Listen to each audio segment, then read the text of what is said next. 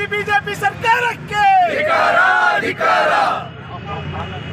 जिंदाबाद जिंदाबाद यूथ कांग्रेस जिंदाबाद जिंदाबाद जिंदाबाद यूथ कांग्रेस जिंदाबाद धिक्कार धिक्कार बीजेपी के धिक्कार धिक्कार धिक्कार बीजेपी के धिक्कार विद्यार्थी विरोधी बीजेपी सरकार केळि धिक्कार धिक्कार धिक्कार भ्रष्ट बीजेपी नायकರಿಗೆ ಹೇಳಿ ಧಿಕ್ಕಾರ ಧಿಕ್ಕಾರ ಧಿಕ್ಕಾರ ಏನು ಇವತ್ತು ಕೇಂದ್ರ ಸರ್ಕಾರದ ವೈಫಲ್ಯದಿಂದ ಮತ್ತೆ ನೀಟ್ ಹಗರಣವಾಗಿದೆ. ನೀಟ್ ಹಗರಣ ಪೇಪರ್ ಲೀಕ್ ಆಗುವ ಮುಖಾಂತರ ಲೀಕ್ ಆಗಿದೆ.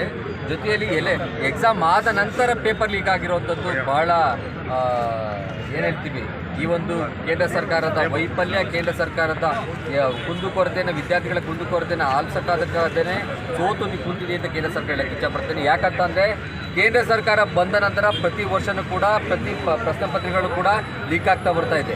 2015ರಲ್ಲಿ ವ್ಯಾಪಕ ಹಗರಣ ಆಗಿ ನೂರಾರು ಜನ ಕೊಲೆಗಳಾಯಿತು.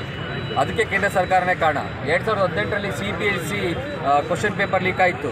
ಅವರು ಕೂಡ ಸೆಕೆಂಡ್ PU ವಿದ್ಯಾರ್ಥಿಗಳು ಮತ್ತೆ ಎಕ್ಸಾಮ್ ಬರುವಂತ ಮಾಡಿದ್ರು. 2024ರಲ್ಲಿ ಮತ್ತೆ ಇದೇ ನೀಟ್ ಹಗರಣವಾಗಿತ್ತು, ಕ್ವಶನ್ ಪೇಪರ್ ಲೀಕ್ ಆಗಿತ್ತು, ಮರು ಪರೀಕ್ಷೆ ಆಗಿತ್ತು. ಇದೇ 2026ರಲ್ಲೂ ಕೂಡ 22 ಲಕ್ಷಕ್ಕೂ ಹೆಚ್ಚು ವಿದ್ಯಾರ್ಥಿಗಳು ಈ ಎಕ್ಸಾಮನ್ನು ಬರೆದಿರುವಂಥವ್ರು ಮತ್ತೆ ಮರು ಎಕ್ಸಾಮ್ ಬರೆಯೋದಕ್ಕೆ ಹೊರಟಿದ್ದಾರೆ. ಕಾರಣ ಈ ಕ್ವಶನ್ ಪೇಪರ್ ಲೀಕ್ ಆಗಿದೆ. ಈ ಮಾಫಿಯಾವನ್ನು ತಡೆಗಟ್ಟೋದಕ್ಕೆ ಕೇಂದ್ರ ಸರ್ಕಾರದಿಂದ ಯಾಕೆ ಆಗ್ತಾ ಇಲ್ಲ? ಕೇಂದ್ರ ಸರ್ಕಾರದಿಂದ 30 ಲಕ್ಷ ವೋಟರ್ಸನ್ನು ವೆಸ್ಟ್ ಬೆಂಗಾಲಲ್ಲಿ ಡಿಲೀಟ್ ಮಾಡೋದಕ್ಕಾಗತ್ತೆ. ಅದೇ ಒಬ್ಬ ಈ ಒಂದು ನೀಟ್ ಕ್ವಶನ್ ಪೇಪರನ್ನು ಲೀಕ್ ಮಾಡುವಂಥ ಮಾಫಿಯಾ ಗ್ರೂಪನ್ನು ಯಾಕೆ ಕಿತ್ತೋಗ್ಯಕ್ಕಾಗ್ತಾ ಇಲ್ಲ ಕೇಂದ್ರ ಸರ್ಕಾರಕ್ಕೆ ಮತ್ತು ಅಮಿತ್ ಶಾ ಅವರಿಗೆ? ಇಲ್ಲೇ ಗೊತ್ತಾಗುತ್ತೆ ಈ ಮಾಫಿಯಾದಲ್ಲಿ ಯಾರು ಒಳಗಡೆ ಇದ್ದಾರೆ ಅಂತ. ಏನು ಬಡ ಕುಟುಂಬದವರಂತೂ ಇಲ್ಲ, ಬಡ ವಿದ್ಯಾರ್ಥಿಗಳಂತೂ ಇಲ್ಲ, ರೈತರ ಮಕ್ಕಳು ಅದನ್ನು ಲೆವೆಲ್ಗೆ ಹೋಗೋದಕ್ಕೂ ಆಗಲ್ಲ. ಯಾಕಂದರೆ ಸಾಲ ಸೂಲ ಮಾಡಿ ಬಂದು ಕೋಚಿಂಗ್ ತೊಗೊಂಡು ಓದ್ತಾ ಇರ್ತಾರೆ. ಇದಕ್ಕೆಲ್ಲ ಈ ಒಂದು ಲೀಕನ್ನು ಯಾರು ಮಾಡೋವಂಥದ್ದು? ಯಾರೋ ದುಡ್ಡಿರೋವಂಥವ್ರು, IAS ಮಕ್ಕಳು, IPS ಮಕ್ಕಳು, ಅಥವಾ ಯಾವುದೋ ದೊಡ್ಡ ಕಾಂಟ್ರಾಕ್ಟರ್ ಮಕ್ಕಳುಗಳು, ಅಥವಾ BJP ನಾಯಕರುಗಳ ಮಕ್ಕಳುಗಳು, ಇವರಿಗೆ ಕ್ವಶನ್ ಪೇಪರ್ಸ್ ಬೇಕಾಗುತ್ತೆ, ಅದರಿಂದ ಲೀಕ್ ಮಾಡಿರ್ತಾರೆ. ಈ ಮಾಫಿಯಾದಿಂದನೇ ಇದು ಕೂಡ ಆಚೆ ಬಂದಿರೋದು.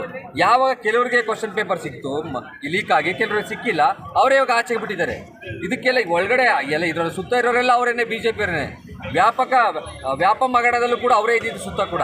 ಈಗ ಎಕ್ಸಾಮ್ ಮಾಡ್ತೀವಿ ಅಂತ ಹೇಳ್ತಿದ್ದಾರೆ. ಸಾಕಷ್ಟು ಅಮಾಯಕರು ಇದ್ದಾರೆ, ಬಡವರು ಇದ್ದಾರೆ, ಅವರಿಗೆ ಎಕ್ಸಾಮ್ ಬರೆಯೋಕ್ಕೆ ಮತ್ತೆ ಕಷ್ಟ ಆಗುತ್ತೆ. ಸಾಕಷ್ಟು ರ್ಯಾಂಕ್ ಬರ್ತೀವಿ ಅನ್ನೋಂಥ ಆಸೆ ಇತ್ತು, ಅಂಥವರೆಲ್ಲ ಕೂಡ ನೀವು ಇರ್ತೀರಾ ನೋಡಿ.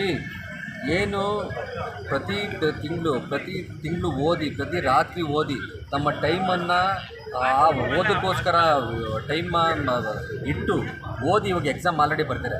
ಮತ್ತೆ ಎಕ್ಸಾಮ್ ಬರೀಬೇಕು ಅಂತಂದರೆ ಅವ್ರು ಓದಿದ್ದೆಲ್ಲ ಶೂನ್ಯ ಅನ್ನೋ ರೀತಿಯಲ್ಲಿ ಕೇಂದ್ರ ಸರ್ಕಾರ ಮಾಡಿದೆ. ಇದನ್ನು ನಾವು ಖಂಡಿಸ್ತೀವಿ. ನಾವು ವಿದ್ಯಾರ್ಥಿಗಳ ಪರವಾಗಿದ್ದೀವಿ. ಯುವ ಕಾಂಗ್ರೆಸ್ಸು ರಾಷ್ಟ್ರಾದ್ಯಂತ ಈ ಪ್ರತಿಭಟನೆಯನ್ನು ಮಾಡ್ತಾಯಿದ್ದೀವಿ. ನಾವು ಪ್ರತಿಭಟನೆಯನ್ನು ಸ್ಟಾರ್ಟ್ ಮಾಡಿದ್ಮೇಲೆ ನಾವು ಮರು ಎಕ್ಸಾಮ್ ಮಾಡ್ತೀವಿ ಅಂತ ಹೇಳಿದ್ರೆ ಹೊತ್ತು, ಇಲ್ಲಾಂದರೆ ಹಾಗೇ ಇಲ್ಲ ಅಂತ ಸುಳ್ಳನ್ನೇ ಕೂಡ ಕೇಂದ್ರ ಸರ್ಕಾರ ಹೇಳ್ತಾ ಇದೆ. ಈ ಪ್ರತಿಭಟನೆಯಿಂದ ನಾವು ಮರುಪರೀಕ್ಷೆ ಮಾಡ್ತೀವಿ ಅಂತ ಹೇಳಿದ್ದಾರೆ. ವಿದ್ಯಾರ್ಥಿಗಳನ್ನು ಸರಿಯಾದ ರೀತಿಯಲ್ಲಿ ಪಾರದರ್ಶಕವಾದಂಥ ಎಕ್ಸಾಮನ್ನು ಮತ್ತೆ ಮಾಡಬೇಕು.